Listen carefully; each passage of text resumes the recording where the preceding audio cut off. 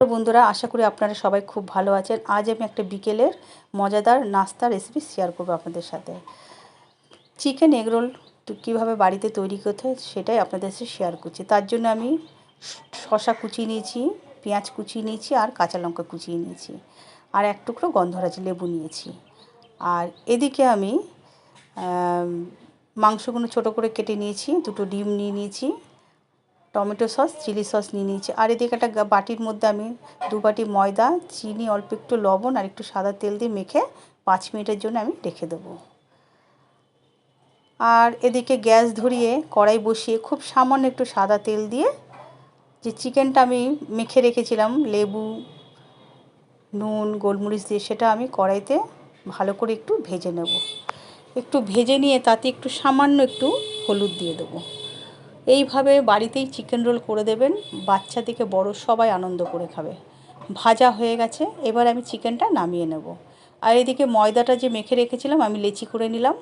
লেচি করে নিয়ে আমি ময়দার গুঁড়ি দিয়ে রুটির আকারে বেলে নেব। আমার চাটুটা যেরকম সাইজ সেই হিসাবেই আমি রুটিটা করব। রুটিটা ভালো করে বেলে নিলাম, দেখতেই পাচ্ছেন।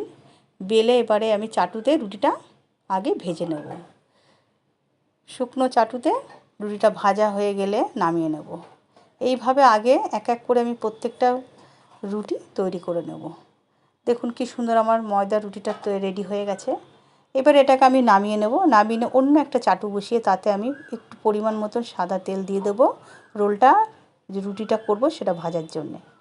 এবার সেই রুটিটা ওই তেলের মধ্যে দিয়ে আমি একটা ডিম বাটিতে ফাটিয়ে রেখেছিলাম একটু লবণ দিয়ে, সেই ডিমটা আমি রুটির মধ্যে মাঝখানে দিয়ে চারিধারে ছড়িয়ে দিলাম।